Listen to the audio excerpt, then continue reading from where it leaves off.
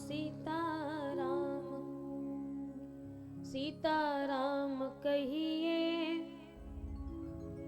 जाहि विधि राखे राम ताहि विधि रहिए। सीताराम सीताराम सीताराम कहिए, जाहि विधि राखे राम ताहि विधि रहिए। सीताराम सीताराम सीताराम कहिए, जाहि विधि राखे राम ताहि विधि रहिए। सीताराम सीताराम सीताराम सभी लोग बड़े भाव से। कहिए, जाहि विधि राखे राम ताहि विधि रहिए। मुख में हो राम नाम, राम सेवा हाथ में। मुख में हो राम नाम, राम सेवा हाथ में। तू अकेला नहीं प्यारे राम तेरे साथ में। तू अकेला नहीं प्यारे राम तेरे साथ तो में। फल आशा त्याग शुभ काम करते रहिए।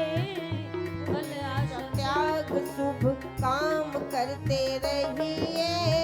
जाहि विधि राखे राम ताहि विधि रहिए। सीताराम सीताराम सीताराम कहिए, जाहि विधि राखे राम ताहि विधि रहिए। सीताराम सीताराम सीताराम कहिए, जाहि विधि राखे राम ताहि विधि रहिए। सीताराम सीताराम सीताराम कहिए, जाहि विधि राखे राम ताहि विधि रहिए। ओ जाहि विधि राखे राम ताहि विधि रहिए। जाहि विधि राखे राम ताहि विधि रहिए। ओ जाहि विधि राखे राम ताहि विधि रहिए।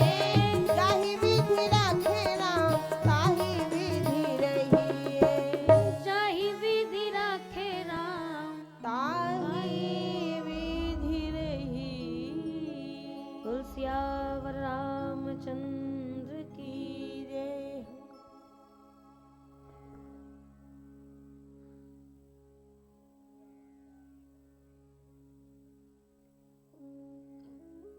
बड़ी ही पावन चर्चा आप लोगों ने कल की बेला पर श्रवण की।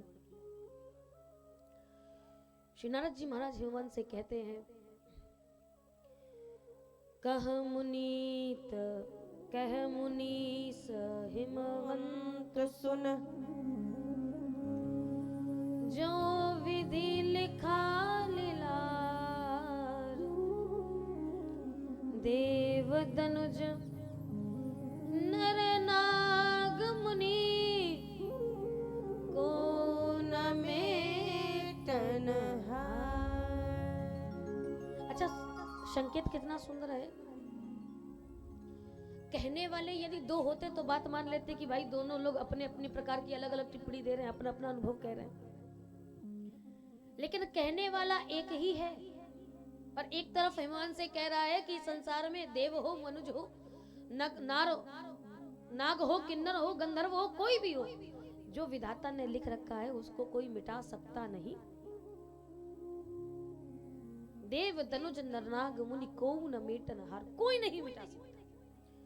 और उसी प्रसंग में उसी व्यक्ति के द्वारा ये बात बोली जा रही है कि भावी हूं मेटी सकै त्रिपुरारी।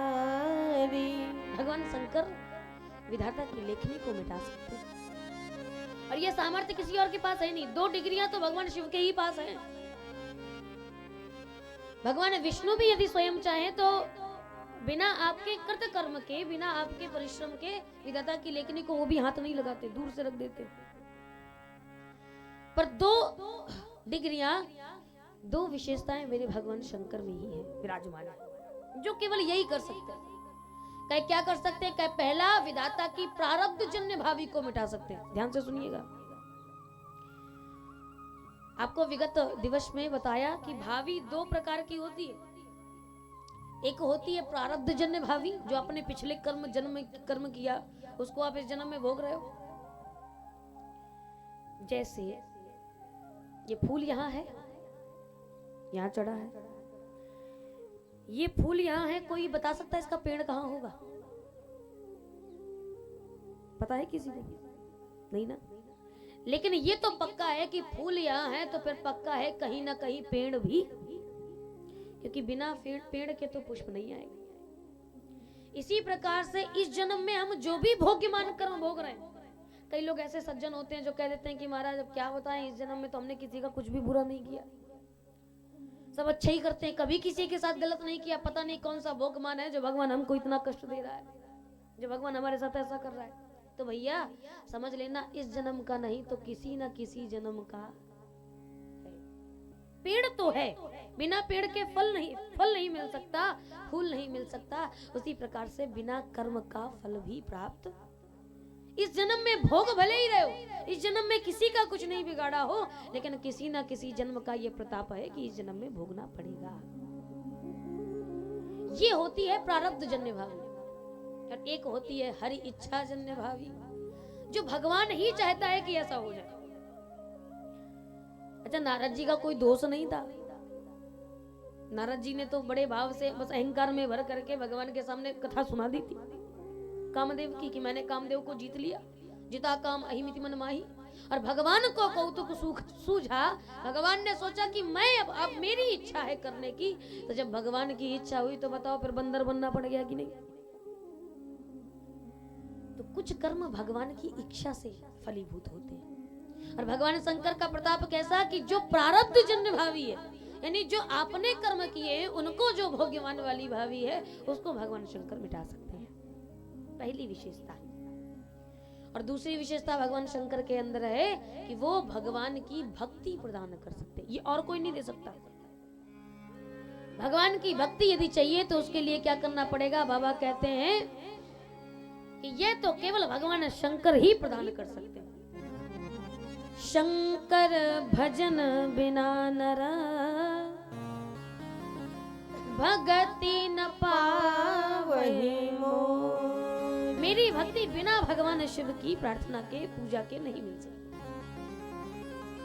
और उन्हीं नारद जी ने समाचार दिया, मैया पार्वती को सिख दी और हिमवान और मैना से कहा जाओ जाकर के अपनी कन्या को तप के लिए प्रेरित करो, क्योंकि संसार में तप के ही कारण सब कुछ होता है। सारी व्याधियां, सारी समाधियां सब तप से ही समाधित होती हैं। और इसी भाव से अपनी कन्या से कहो तप करे। जो तप करय कुमारी तुम्हारी, तो भावी हूँ मेटी सकहे त्रिपुरा। कहे ऐसा क्यों? तप में ऐसा क्या प्रताप है? कहे सृष्टि का जब सृजन हुआ, श्रीमद् भागवत महापुराण, सृष्टि के सृजन के समय पर ब्रह्मा जब कमल नाल से विराजमान होकर के उद्भूत हुए, उन्होंने देखा कि मेरी उत्पत्ति हुई कहाँ से, मैं आया कहाँ से, किस कार्य से आया हूँ। और जब आसपास चारों तरफ देखा, कुछ भी नहीं दिखाई दिया, तो देखा एक कमल में बैठा हूँ, विराजमान हूँ। तो इस कमल की कहीं ना कहीं तो जड़ होगी, कहीं ना कहीं तो इसकी सीमा होगी। घुस गए, 1000 वर्ष तक उस कमल लाल में घूमते रहे, अंत नहीं मिला तो वापस फिर लौट के आ गए और ध्यान में बैठ गए कि अब करूं तो क्या करूं, मेरे आने का उद्देश्य क्या है। तब आकाश मार्ग में आकाशवाणी सुनाई दी, 2 शब्द, हिंदी वर्णमाला का 16वां और 21वां अक्षर। क्या करो? कहे तप करो, तप करो। तप के द्वारा ही तुम्हारे जीवन की साधना का, तुम्हारे जीवन के उद्देश्य का पता चलता है। इतना महत्वपूर्ण है। और ये तो त्रेता युग की बात है, जहाँ पर त्रेता युग में तो सबसे विशेष प्रधानता अगर किसी की है तो वो तप की है। कितनी प्रधानता है? श्री गोस्वामी तुलसीदास जी महाराज कहते हैं, तप बल रचाय प्रपंच विधाता। तप बल रचाय प्रपंच विधाता। तप बल विष्णु सकल जग त्राता। तप बल विष्णु सकल जग त्राता। तप बल शंभु करई संहारा। तप बल विष्णु करई संहारा।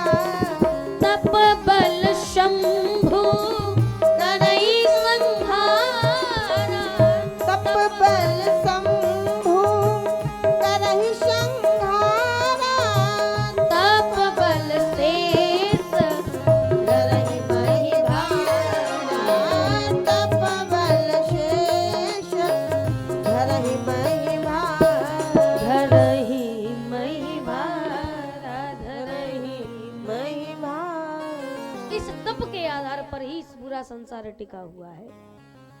तप के कारण ही ब्रह्मा जी संसार का सृजन करते हैं, तप के कारण ही भगवान विष्णु इस संसार का पालन करते हैं, भगवान शंकर संहार करते हैं, और महाराज शेषनांग तप के आधार पर ही धरती को धारण। तो मैं कहता हूँ तप आधार सब सृष्टि भवानी, ये सारा संसार ही तप के आधार पर है। तो ऐसा करो, करऊ जाय तप अस जिय जान, ऐसा हृदय में विचार करके तप करो। मैया को पता चला, मैया पार्वती ने कहा माँ मैंने भी स्वप्न में यही देखा कि एक गौर वर्ण का ब्राह्मण, मानो ऐसा लग रहा था कि भगवान शिव ही आए हो, और आकर के उन्होंने मुझे उपदेश दिया है कि नारद के वचनों को सत्य मान करके तपस्या करो। और कौन का जो राजकुमारी है, हिमवान की इकलौती कन्या है, ऐसी कन्या को जब तप के लिए भेजा तो माँ की आंखों से भी आंसू गिर पड़े। इतनी सुकुमार, इतनी कोमल, और तप करेगी, आतपवात सहन करेगी, हिम के प्रहार को सहन करेगी। ये सोच करके कष्ट में आई, पर माँ ने ढांढस बंधाया और बंधा करके गई। बाबा कहते हैं उर धरी उमा प्राणपति चरना, जाय विपिन लागी तप करना। तप करना प्रारंभ किया। एक ने कहा इनसे होगा, क्यों नहीं होगा?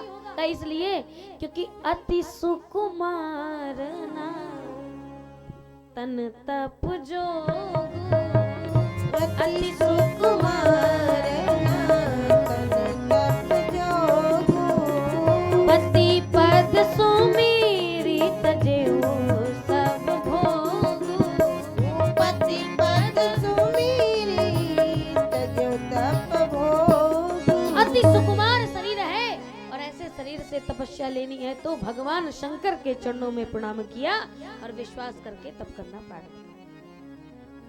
समय बीता धीरे धीरे करके अपने प्रकार से। एक हफ्ते में कहो एक बार भोजन करें।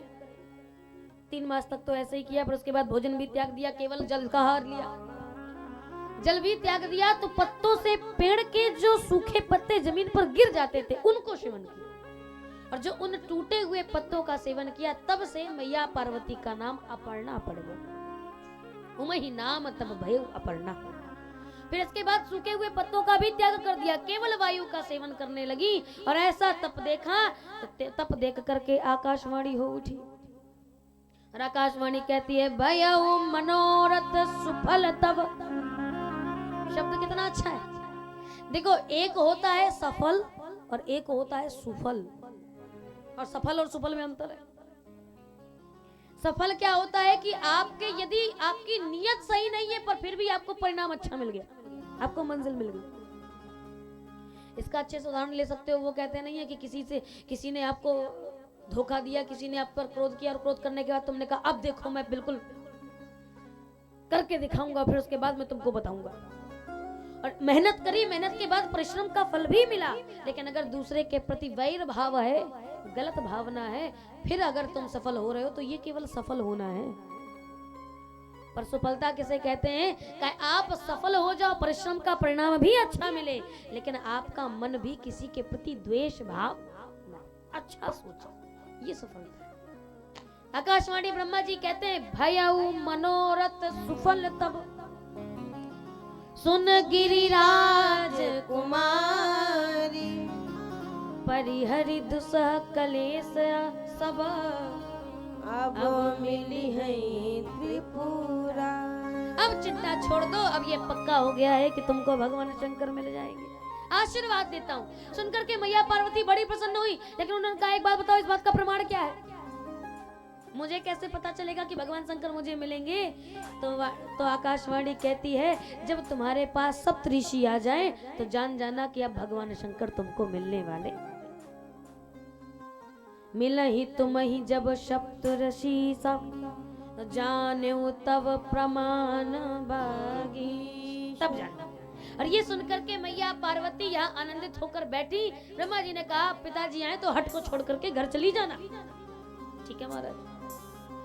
अब ये सामान्य कथा तो मानस के अनुसार है, लेकिन शिव महापुराण में कथा बताई गई कि भगवान जब मैया पार्वती यहाँ तपस्या कर रही थी तो उस समय पर हिमवान के यहाँ पर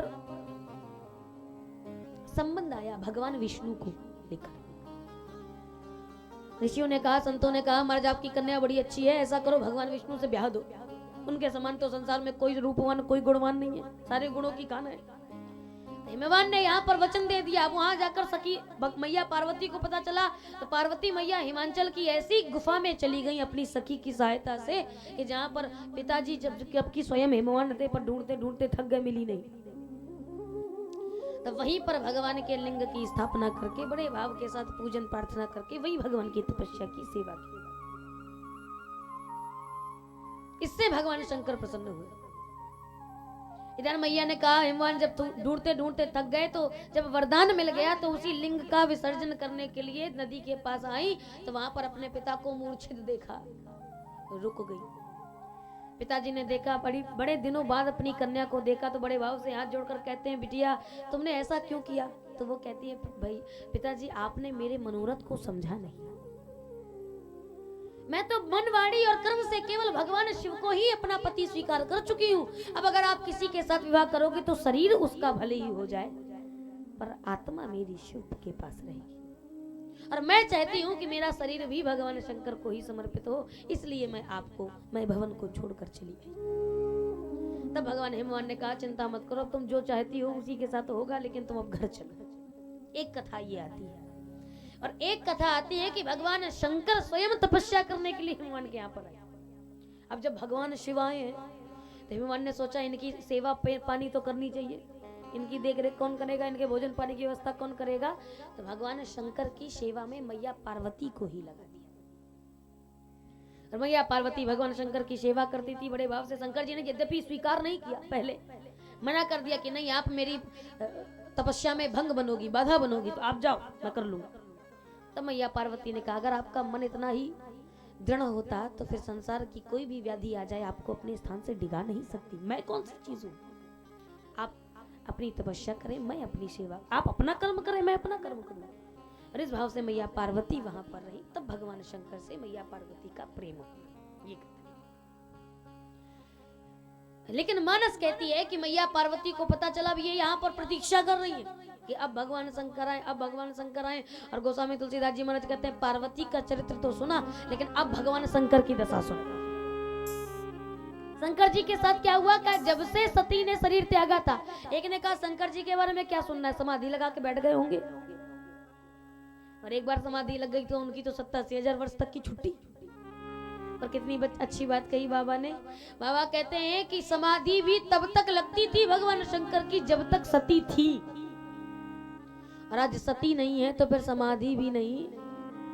कर क्या रहे हैं? बाबा कहते हैं, जब ते सतीय जाय तन त्यागा, जब ते सतीय जाय तन त्यागा, जब ते सतीय जाय तन त्यागा, जब ते सतीय जाय तन त्यागा, तब ते शिव मन भयउ विरागा, तब ते शिव मन भयउ विरागा। जब से मैया सती ने शरीर छोड़ा था तब से भगवान शंकर की समाधि लगना भी बंद हो गई। तो क्या समाधि नहीं लगा रहे तो क्या कर रहे हैं? बाबा कहते हैं, कतहु मुनिन उपदेश ही ज्ञान, टाइम पास कर रहे हैं, कट नहीं रहा है। और कितना सुंदर संकेत है प्यारे, याद रखना।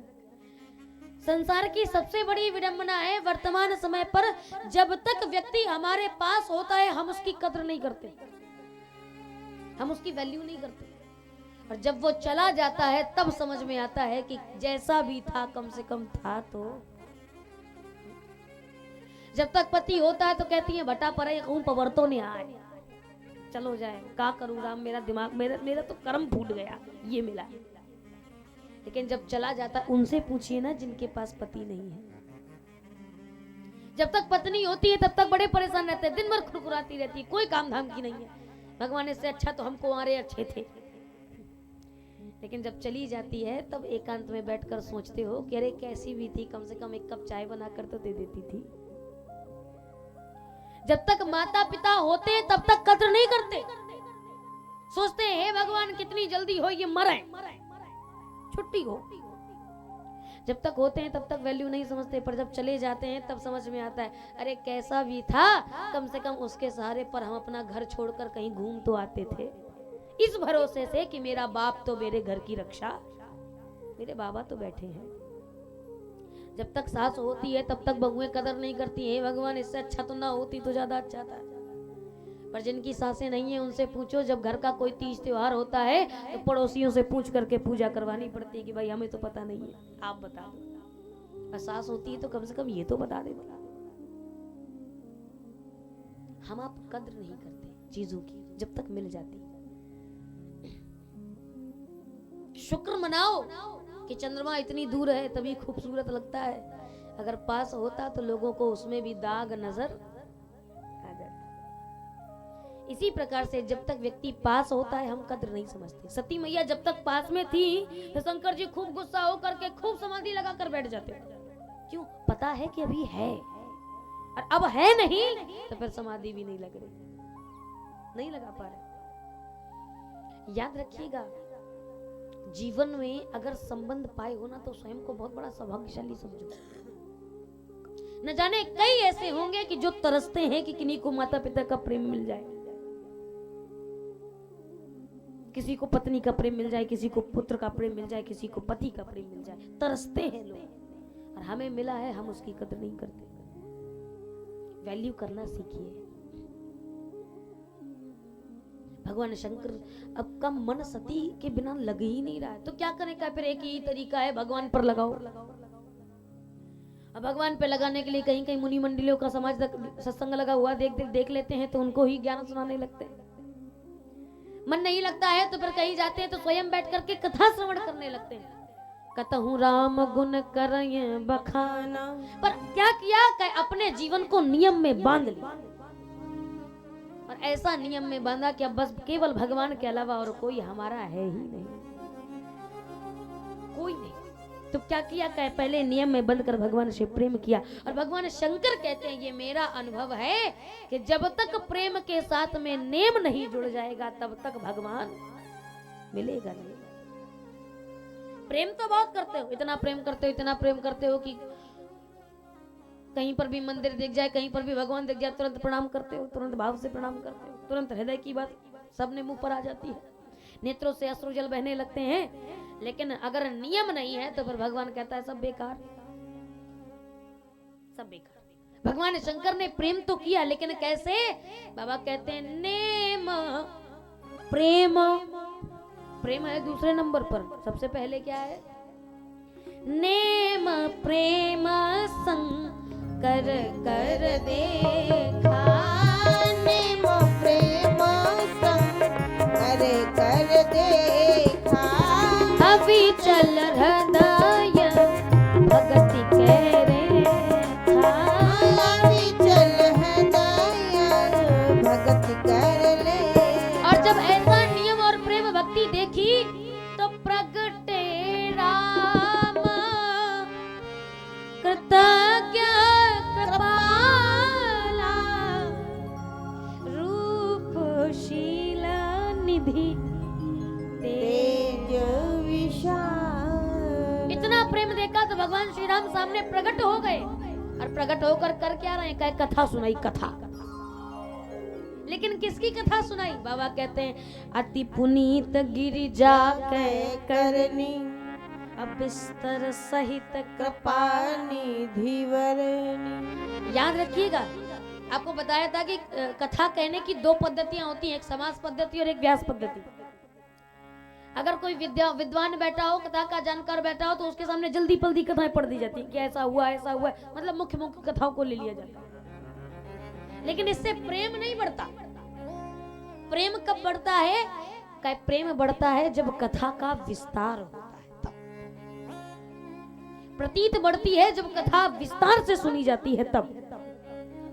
और भगवान राम क्या चाहते थे? शंकर जी को मैया पार्वती की कथा सुनाई, और समाज पद्धति से नहीं, एकदम विस्तार के साथ में सुनाई। क्यों सुनाई? अगर विस्तार से सुन लेंगे तो हो सकता है पार्वती के प्रति इनका प्रेम जागृत हो जाए। और जैसे ही विस्तार से कथा सुनाई, अब राम जी लगे कथा सुनाने और भगवान शंकर क्या कर रहे हैं, कथा सुन रहे हैं और आंखों से आंसू बह रहे हैं, नेत्र सजल है। आज नेत्रों से आंसू बहता हुआ देखा तो राम जी को लगा इसका मतलब कथा असर कर रही है। मैं आपको एक बात बताऊं, कथावाचक जब कथा कहता है ना और कथा को सुनते सुनते अगर श्रोता रोने लगे तो कथावाचक को बड़ा आनंद आता है। वो ये सोचता है कि इसका मतलब है कि कथा भीतर, और जब तक बातें हृदय में ना लगे तब तक तो अश्रु नहीं निकलेगा। राम जी को लगा इसका मतलब बड़े ध्यान से सुन रहे हैं कथा, अब तो लगे और विस्तार करके कथा सुनाने, और भगवान शंकर लगे रोने। और जैसे ही कथा विराम हुई तैसे ही शंकर जी से राम जी ने पूछा क्यों, कथा समझ में आई, कथा समझ में आई? तो शंकर जी ने राम जी को नीचे से लेकर ऊपर तक देखा। राम जी ने कहा देख क्या रहे हो, ये बताओ कथा समझ में आई? शंकर जी कहते हैं महाराज कौन कथा। और जैसे ही बोले कौन कथा तो राम जी के तो एकदम प्राण सुखा गए। अच्छा आप बताओ, जो व्यक्ति आपके सामने लगातार 1 घंटे 2 घंटे 3 घंटे से बोल रहा हो और इतनी अच्छी अच्छी बातें बताएं, बड़े भाव से बताए, और बताने के बाद आपसे नीचे उतर के पूछे कि मैया कथा कैसी रही, और तुम कह दो बिटिया कौन कथा, तो लगेगा ना कि भाई बताओ पूरी मेहनत व्यर्थ कर दी। मैं एक जगह कथा कहने गई थी फतेहपुर के पास, और वहां पर एक सज्जन आए कथा में बिल्कुल आगे आकर बैठ जाए। देखो कथा में तो लोग बहुत सारे होते हैं, पर जो नित्य प्रति वाले श्रोता होते हैं ना, कुछ ऐसे होते हैं जिन पर वक्ता का ध्यान चला जाता है, और फिर अगर वो कथा में नहीं आता ना तो तुम दिमाग में चलता रही आज वो कथा में नहीं आया, चलता है। तो एक सज्जन आए सबसे आगे आकर बैठ जाए, और आगे आए तो बैठे लेकिन साथ में ऐसे ऐसे सर घुमाए, तो मुझे लगे बड़ा मगन होकर के कथा सुन रहे। देखो तो अच्छा कोई चीज, कोई भजन, कोई चौपाई की धुन अच्छी लगती तो अपने आप सर घूमता है कि नहीं। इसी भाव से मैंने सोचा कि बड़े मगन होकर कथा सुन रहे हैं। 7 दिन कथा सुनी सज्जन, ऐसे ही सुनी, बिल्कुल आगे आकर बैठे और ऐसे ऐसे सर घुमाए। अच्छा इसके पहले मेरे अंदर एक कमी थी, अब कमी ही कह लो। इसके पहले मेरे अंदर कमी थी कि जब कथा विराम करके नीचे उतरती थी तो श्रोताओं से पूछती थी कि भैया आज की कथा अच्छी हुई कि नहीं, ठीक हुई कि। लेकिन उस दिन की उस घटना के बाद कान पकड़ लिया। अब अच्छी लगे चाहे न लगे तुमको भाई, चाहे ना भाई, हम तो कथा कह के निकल लिए, अब तुमको लगे चाहे ना लगे तुम जाओ, हम नहीं पूछे। तो वो सज्जन बैठे थे। अब इसके पहले चूंकि कमी थी, 7 दिन कथा हुई, विराम होकर जैसे ही नीचे उतरे तो लोग खड़े होते प्रणाम करने के लिए। तो अब मेरी आदत थी तो मैंने सोचा किससे पूछूं, तो मैंने कहा उसी से पूछा जाए जिसने मगन होकर कथा सुनी। तो बड़े भाव से हाथ जोड़े खड़ा था, मैंने बोला भाई साहब इधर आइए। वो आया, बड़े भाव से आया, हाँ बोलो बेटा। तो मैंने कहा मैंने देखा कि आपने बड़े मगन होकर के 7 दिन तक कथा सुनी। अच्छा अब आपसे ही मैं प्रश्न करती हूँ, आप बताओ कथा कैसी रही? 7 दिन कथा सुनी आपने, कैसी लगी कथा आपको? तो मुझे नीचे से ऊपर तक देखता है और कहता है बिटिया कौन कथा। जैसे ही बोला कौन कथा, मेरी तो एकदम पैर से लेकर सर तक आग लग गया। अगर बगल में पड़ा होता ना तो पड़ भी जाता, पर धैर्य रखा, धैर्य, लेकिन क्रोध तो आया भाई। एक तो पहली बार पूछा बड़े संकोच से पूछा, और वो भी तुमसे पूछा, तुम कह रहे हो कौन कथा। मैंने कहा 7 दिन जो कथा सुनाई वो कथा, और कौन कथा? तो कहता है बिटिया तुमने 7 दिन कौन कथा सुनाई। मैंने कहा आपने कथा नहीं सुनी, आपका ध्यान कथा पर नहीं था। तो कहा बिटिया आप कहा बताएं, सुनी होती तो बताते। तो मैंने कहा जब कथा नहीं सुनी तो ये बताओ खपड़ी ऐसे ऐसे काहे किया करते थे? जब कथा नहीं सुनते थे तो सर ऐसे ऐसे क्यों हिलाया करते थे? तो कहता अच्छा वो। मैंने कहा हाँ वही बताओ, वही सर क्यों हिलाते थे? तो कहता था बिटिया तुम अपने मन की बात बोल सको इसके लिए तुम्हारे पास माइक है, पर हमारे पास तो माइक नहीं है। तो मैं बोल नहीं सकता था, तो मैं इशारा करके तुमको कुछ बता रहा था। मैंने कहा मुझे बता रहे थे? कहा हाँ क्या बता रहे थे? कहते मैं सर हिला करके आपको बता रहा था कि बेटा जो कथा आप सुना रही हो वो कथा ना हमारे पिताजी ने सुनी है और ना हम सुनबे। ना पिताजी ने सुनी है ना हम, ये तो हम बता रहे थे। तब से मैंने कान पकड़ ले कि अब आज के बाद तो पूछूंगी नहीं कथा कैसी रही, छोड़ो हटाओ। क्रोध तो आता है, स्वाभाविक बात है। भगवान शंकर से राम जी ने पूछा कथा कैसी रही, और राम जी ने कह दिया, शंकर जी ने बोल दिया कि कौन कथा। राम जी को क्रोध आ गया। राम जी ने कहा इतनी देर से जो कथा सुना रहे थे वो कथा, और कौन कथा? भगवान शंकर ने कहा प्रभु तुम कौन सी कथा सुना रहे थे? राम जी ने कहा क्या तुम्हारा ध्यान कथा पर नहीं था? तुम्हारा ध्यान कथा पर नहीं था तो ध्यान कहाँ था? भगवान शंकर बोले प्रभु मेरा ध्यान कथा पर नहीं, मेरा ध्यान तो कथावाचक पर था, कथावाचक पर। अच्छा कथावाचक को देख रहे थे। हाँ तो कहे ये बताओ अगर चलो मान लो कथा पर ध्यान नहीं था तो रो क्यों रहे थे? आंख से आंसू क्यों गिर रहा था तुम्हारे? भगवान शंकर बोले प्रभु मैं तो बस यही सोच रहा था कि मेरा भगवान कितना दयालु है, मेरा परमात्मा कितना कृपालु है। अरे जिस पार्वती ने पिछले जन्म में सती होकर के जिस भगवान की कथा नहीं सुनी, आज वही भगवान मुझे उस पार्वती की कथा सुना रहा है। मेरा परमात्मा कितना दयालु। मैं तो ये सोच सोच के रो रहा। राम जी ने कहा बताओ सारी मेहनत व्यर्थ कर दी तुमने हमारी, लेकिन चलो कोई बात नहीं, कथा सुनी ना सुनी लेकिन अब दक्षिणा दो। अब कथा के बाद मैं तुमसे कुछ कहना चाहता हूँ। तो राम शंकर जी ने कहा अवश्य प्रभु आज्ञा करो। राम जी ने कहा आज्ञा नहीं विनती, और विनती कर कर क्या कहूंगा? कहे अब विनती मम सुनहु शिव। शंकर जी ने कहा नहीं सुनूंगा। क्यों नहीं सुनोगे? कहे आप अपने आप को सेवक बना रहे हो और मुझे स्वामी बना रहे हो। अच्छा सेवक ही तो स्वामी से विनती करता है ना, यानी यहाँ पर राम जी सेवक बन गए और भगवान शंकर स्वामी बन गए। शंकर जी ने कहा नहीं चलेगा। तो शंकर जी से राम जी ने कहा चलो ठीक है, अगर सेवक नहीं बनाना चाहते हो तो मित्र बना लो, प्रेम कर लो। तो जो मो पर निज ने, अगर मुझसे आपका प्रेम है तो भगवान शंकर ने कहा ये भी नहीं चलेगा। क्यों नहीं चलेगा? कहे आप में और मुझ में समता। अरे आप कहाँ और मैं? तो कहे फिर एक ही संबंध बचा। कहे कौन सा? कहे मैं स्वामी और तुम सेवक। तो स्वामी का कार्य है आज्ञा देना, तो मैं तुम्हें आज्ञा देता हूँ। कौन सी? कहे जाय बियाहु शैल जहीं, जाओ जाकर के पार्वती के साथ में विवाह करो। भगवान शंकर संकोच में पड़ गए। अरे ये क्या आज्ञा दे रहे हो प्रभु? तो याद रखिएगा यदि सेवक स्वामी की आज्ञा को कभी नहीं टालता है तो स्वामी का भी कर्तव्य बनता है कि उसे ऐसी आज्ञा नहीं देनी चाहिए जिसको पूरा करने में सेवक को संकोच। भगवान श्री राम को लगा कि इसमें शंकर को संकोच हो रहा है, पर चाहिए तो यही। तो जब आज्ञा के रूप में नहीं दिया तो झोली फैलाकर भगवान कहते हैं यह मोहि मांगे दे, ये मैं तुमसे मांग रहा हूँ, ये मुझे। भगवान शंकर कहते हैं प्रभु एक बात कहूँ। कहे क्या? कहे यद्यपि नाथ उचित असनाहि, नाथ उचित असनाहि, यद्यपि नाथ उचित असनाहि, यद्यपि नाथ उचित असनाहि, पर नाथ वचन पुनि मेटी न जाहि, नाथ वचन पुनि मेटी न जाहि। महाराज लेकिन जो आपने आज्ञा दी ना यद्यपि ये उचित नहीं है। अच्छा विचार करो, खुद से विचार करना। लौकिक जगत की रीत क्या कहती है कि कन्या पक्ष वाला जाए वर पक्ष के पास अपनी कन्या का हाथ देना ना। ऐसे तो करते, बिटिया वाला जाता है लड़के वाले के पास कि भाई हमारी बिटिया का हाथ अब स्वीकार करो, अपने बालक के हाथ में दे दो। नियम तो यही कहता है कि बिटिया वाले को जाना चाहिए, पर भगवान शंकर कहते हैं वाह प्रभु तुम तो लड़के से कह रहे हो कि तुम्हें जाकर के ब्याह करो। तो ये लौकिक जगत के अनुरूप नहीं है। अब अगर सोचो कि कोई बेटा कोई बालक स्वयं जाए और कन्या के घर पर जाकर के उसके पिता से कहे कि हम आपकी कन्या से विवाह करना चाहते हैं, अपनी कन्या का हाथ मेरे हाथ पर रख दीजिए, तो बताओ आरती उतारी जाएगी कि 100 नंबर डायल किया जाएगा? ये कहेंगे भाई रुको अभी डंडा लेकर आते तुम्हारी पूजा करते हैं, रुको यही बैठे रहो।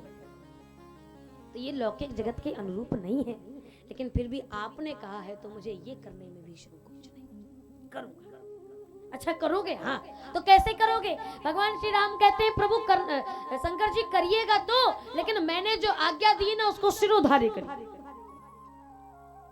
सिर धरी आयशु करिए तुम्हारा। भगवान शंकर ने कहा मैं आपकी आज्ञा को सिरोधार्य करता हूँ। और जैसा ही ये कहा तो राम जी ने कहा रुको रुको रुको, क्या कहाँ रख रहे हो आज्ञा? कहे सर पर। कहे सर पे मत रखो। क्यों? कहे गंगा जी है बह जाएगी, और अगर बह गई तो फिर तुम भूल जाओगे, तो फिर विवाह तो होने से रहा। तो कहे कहाँ रखे, अगर सर पे ना रखे तो? बाबा कहते हैं कि सर पे मत रखो, कहाँ रखो? कहे अब उर राख्यो जो हम कहो, जो मैंने कहा है उसको अपने हृदय में रखो, हृदय में। और याद रखिएगा, जो बातें दिमाग में रखी जाती हैं वो चली जाती है ना। घर से श्रीमती जी ने पर्चा बना करके भेजा कि ये ले आना, ये ले आना, ये ले आना, ये ले आना, और तुमने दिमाग में बातें फिट करी और जाने के बाद बाजार गए, एक दो सामान भूल गए और पत्नी आती कहती ये नहीं लाए, तो क्या कहते हो? क्या बताएं, दिमाग में तो था पर भूल, ये तो बोलते हो। तो जो बातें दिमाग में रखी जाती हैं वो निकल जाती हैं, लेकिन जो बातें हृदय में होती हैं वो कभी निकलती। सासें क्या कहती हैं? कहा बतावन जिज्जी, हमारी बहू ने हमका ऐसी बातें कही हैं, ऐसी बातें कही हैं कि दिल के भीतर घुस गई हैं, अब वो निकारे निकलती नहीं। ऐसी तो कहते हो। तो हृदय की बात कभी निकलती नहीं, इसलिए मैंने जो कहा है वो हृदय में रखो। लेकिन शंकर जी ने बस यही गड़बड़ी कर ली। शंकर जी ने क्या किया? कहा हृदय में नहीं रखा। शंकर जी ने आज्ञा कहाँ रखी? बाबा कहते हैं आज्ञा सिर पर नाथ तुम्हारी। तो कहे आज्ञा रखी सिर पर हृदय में क्या रखा? बाबा कहते हैं शंकर सोई मूरति उर राखी, शंकर सोई मूरति उर राखी, अंतर्धान भय असभाखी, अंतर्ध्यान भय असभाखी। भगवान श्री राम इतना कहकर अंतर्ध्यान होकर गए और शंकर जी ने भगवान श्री राम की वही मूर्ति हृदय पर रखी। अब जैसे ही हृदय में मूर्ति रखी तैसे ही अचानक से भगवान शंकर समाधि के लिए बैठे ही थे कि तुरंत सप्तऋषि आ गए। सप्तऋषियों ने कहा क्या करें महाराज, हिमाचल के यहाँ पत्रिका पहुंचा दे? शंकर जी ने कहा नहीं, पहले एक काम करो, पत्रिका बाद में ले जाना, विवाह बाद में होगा, लेकिन पहले परीक्षा होगी। परीक्षा किसकी परीक्षा? कहे पार्वती पही जाय तुम प्रेम परीक्षा ले, उसके बाद गिरी प्रेरी पठयउ भवना दूरी करे संदेह। मुझे उसके प्रेम में संदेह है। ऐसा तो नहीं कि पिछले जन्म के संस्कार इस जन्म में भी हो और भगवान से संशय कर बैठे तो फिर बाद में फिर वही हाल हो। और समझदार व्यक्ति की यही पहचान होती है कि जो एक बार कोई गलती कर दे तो उससे शिक्षा प्राप्त कर। जैसे बच्चों की जो नोटबुक आती है ना, उनके पीछे बड़ी बड़ी अच्छी लाइनें लिखी होती है, कभी पढ़ कर देखो। एक पुस्तक के पीछे लिखा हुआ था कि गलती